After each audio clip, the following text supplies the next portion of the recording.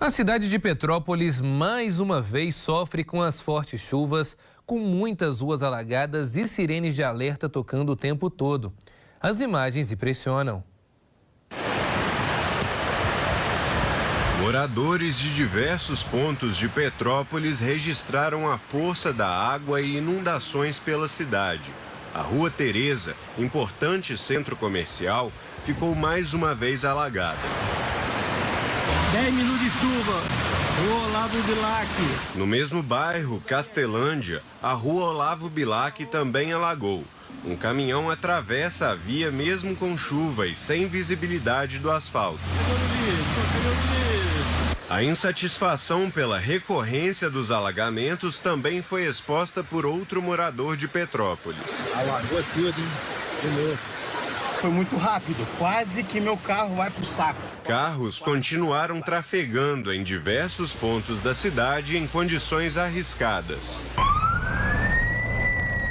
O tráfego de veículos também passou por complicações, mesmo com poucos veículos no mesmo local. Neste momento, Monte Caseiro. A rua Monte Caseiros, no centro, também ficou completamente alagada, com o trânsito seguindo normalmente e água entrando nas lojas. Uma forte correnteza se formou em algumas ruas inclinadas. Nesta rua, quem grava a correnteza informa até mesmo que uma parte de uma mina se soltou e foi parar na rua. Aquilo ali é daquela parte em cima da mina que estava solta? Olha, é tudo muito difícil. A gente sabe que alagamentos acontecem em várias cidades pelo país, talvez na sua cidade que nos acompanha agora neste momento, mas a situação de Petrópolis preocupa, principalmente após aquela fatalidade que vitimou mais de 230 pessoas e a maioria delas, a família dessas pessoas ainda não teve nem sequer a vida continuada. Ainda estão ali passando por um processo longo, não somente mental, mas também de estrutura. Muitos perderam tudo. Vamos voltar para o Rio de Janeiro com Pedro Bonenberg. Pedro, mais uma vez o período de chuva chega com poucas ou quase nenhuma soluções para os moradores de Petrópolis. Parece que a dor e sofrimento dessas mais de 230 pessoas que perderam suas vidas no desastre e seus familiares foram simplesmente esquecidos, Pedro. Pois é, Elias. Olha, eu cubro essa situação de tragédias causadas pelas chuvas há muito tempo. Cobri isso em Minas Gerais durante muito tempo, acompanho agora no Rio de Janeiro.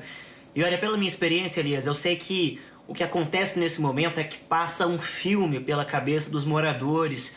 Eu sempre converso com essas pessoas que são vítimas de chuvas e o relato é muito parecido. São dois perfis, viu, Elias? Um de pessoas que acabam criando traumas com as chuvas, sempre que chove um pouco mais forte, tem algum relâmpago. Essas pessoas sentem de fato um mal-estar muito grande e rever isso tudo traz à memória aquela lembrança da tragédia, algo que é muito grave. Em outros casos, algumas pessoas acabam se acostumando com a tragédia e aquela situação que é tão incômoda, tão difícil, se repete tantas vezes que acaba se tornando rotina. Então são dois cenários muito graves, nos dois cenários onde há trauma e onde há também uma espécie de insatisfação que parece que jamais será resolvida, Elias? De fato, muito pouco foi feito desde então, desde fevereiro, quando aconteceu a tragédia em Petrópolis, mas algumas ações foram tomadas pela Defesa Civil. Uma chuva que aconteceu hoje, Elias, foi de fato uma chuva forte, é bom dizer isso. Em algumas regiões, 70 milímetros de chuva em 1 hora apenas, um intervalo muito curto de tempo para tanta água. Mesmo assim, algumas obras foram feitas, especialmente de drenagem. A Prefeitura informou hoje numa coletiva, hoje eu acompanhei uma coletiva do prefeito Rubens Bontempo e do secretário de Defesa Civil, que conversou conosco, Gil Correia, falando sobre algumas obras, especialmente na parte de drenagem, de limpeza de bueiros, também mais de 7 mil bueiros limpos, o que garantiu que grande parte da cidade não fosse afetada pelos alagamentos. Apesar disso, o centro histórico foi especialmente afetado e também a principal região atingida foi a região do bairro Ipiranga, que é onde sirenes tocaram, 2 sirenes tocaram, e aquela memória até do som, Elias? Quando a sirene toca é um sinal de que algo não está certo e os moradores, é claro, entram numa situação muito difícil de ter que lidar novamente com esse trauma das chuvas. Agora, o que o prefeito e o secretário de Defesa Civil nos contaram hoje, Elias, em especial, sobre uma obra que está ainda parada. Essa obra é de responsabilidade do governo do estado e se chama Túnel Extravasador. O que essa obra vai fazer quando estiver pronta, né? Esse túnel ele vai ser responsável por drenar uma grande quantidade de água de afluentes ali da região. O que aconteceu hoje afluentes ficaram sobrecarregados com a chuva, essa água desagou em outros rios até chegar no centro histórico. Quem conhece Petrópolis sabe que ela é uma cidade que está na região serrana do Rio, por isso são muitos morros e acaba que a região central, que é uma região mais baixa, ela recebe esse desaguamento todo, né? A água deságua ali e acaba inundando aquela região. Então, o que os prefeitos e o secretário de Defesa Civil disseram é que quando essa obra estiver pronta, é muito esperado, pelo menos, que essa nova obra ela consiga resolver boa parte dos problemas dos moradores, em especial nessa situação de alagamento. Hoje nós tivemos 2 vistorias realizadas pela Defesa Civil de Petrópolis em residências para diagnosticar se havia necessidade de tirar as famílias de casa. Felizmente ainda não foi preciso, de acordo com a Defesa Civil do município. As sirenes precisaram ser acionadas devido a essa situação um pouco mais grave, né? E olha, a previsão é de chuva, viu, Elias, para as próximas horas. Por isso a Defesa Civil está com um gabinete montado e atento. Depois daquele episódio todo em fevereiro, entre as ações que a Prefeitura adotou, estão a criação do Conselho Municipal de Defesa Civil, criação de um Fundo de Defesa Civil, foram feitas obras geológicas, feitas obras de drenagem, foram mais de 13 mil vistorias, de acordo com a Prefeitura. Então algumas ações foram feitas. Agora, é um problema histórico de muitos e muitos anos e que certamente não vai ser resolvido tão rapidamente quanto precisa. A gente espera que essa obra do Estado, esse túnel que está em andamento, fique pronta o quanto antes, né, Elias? Para que nos próximos verões, nas próximas chuvas, moradores não passem novamente por esse trauma relacionado aos temporais, Elias. Pois é, Pedro, eu tenho conversado com alguns parentes também de vítimas fatais dessa tragédia. Nós estivemos agora recentemente entrevistando uma dessas pessoas que nos informou que a situação em Petrópolis realmente é muito triste. Ainda até hoje, as pessoas sofrem com a situação mental de tudo aquilo que vivenciaram, a perda de parentes e amigos, perderam casas, perderam bens materiais e algumas perderam até mesmo a esperança de viver, perdendo filhos, perdendo familiares muito próximos, enfim. Tudo isso é muito triste, Pedro, e perceber que o período de chuva se aproxime mais uma vez. Estamos vendo Petrópolis nas emissoras de televisão, na internet, com cenas extremamente preocupantes. A gente sabe que não é uma situação que vai ser resolvida de hoje para amanhã, mas realmente que pelo menos a Prefeitura, o governo do estado e também o governo federal ajudem a essas pessoas que tanto precisam num momento tão difícil como este. Pedro, obrigado pelas informações, a gente agradece a participação do Pedro. E eu quero chamar agora o Vinícius Serra também, porque Vinícius, há mais expectativa de chuvas fortes, não somente para Petrópolis, mas para todo o Sudeste. Conta pra gente, uma boa noite para você.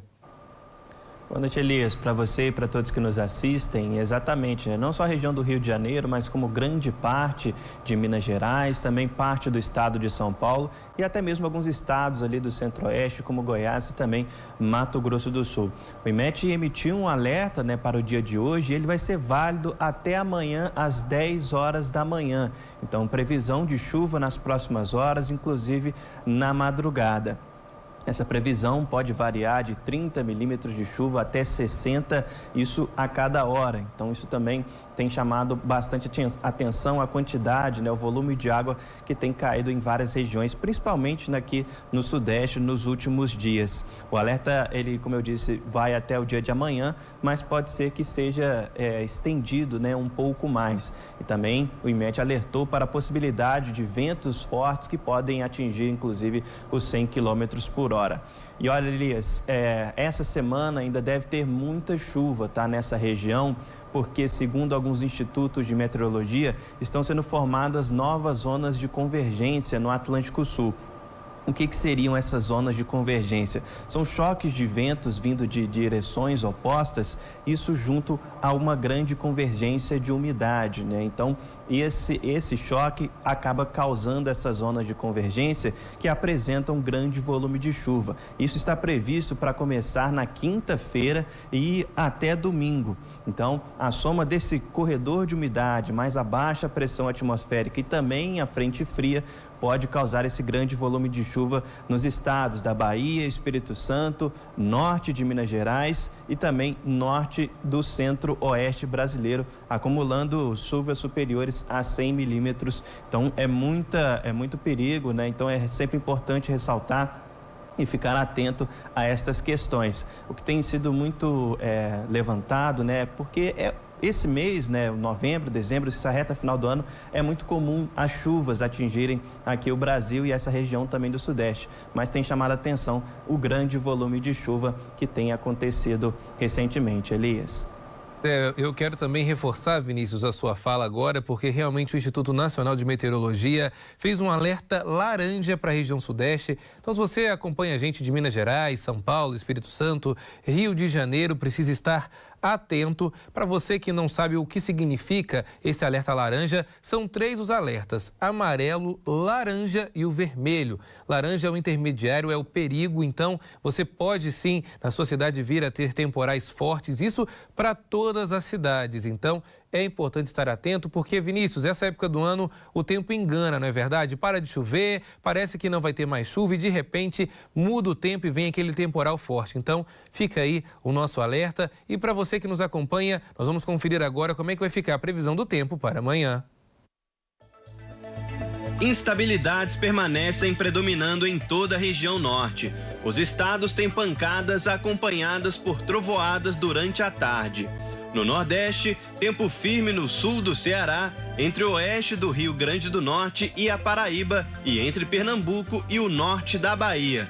Nas demais regiões, pancadas de chuva e aberturas de sol. No centro-oeste, risco de temporais isolados à tarde entre Mato Grosso e Goiás. Sol e chuvas isoladas no sul de Mato Grosso do Sul. No sudeste, os temporais devem ficar mais concentrados no centro-norte de Minas Gerais e no Espírito Santo, com chuva forte prevista para Vitória. Por outro lado, da região dos lagos à capital do Rio, as chuvas devem ser mais isoladas. No sul, predomínio de tempo firme nos 3 estados. Em Betim, mínima de 17 e máxima de 21 graus. Em Montes Claros, a mínima é de 19 e a máxima de 29. Conselheiro Lafayette tem mínima de 14 e máxima de 19 graus. Angra dos Reis tem temperatura mínima de 12 e máxima de 26. Em São João de Meriti, a mínima é de 22 e a máxima de 24 graus. Em Valença, os termômetros variam entre 14 e 23 graus.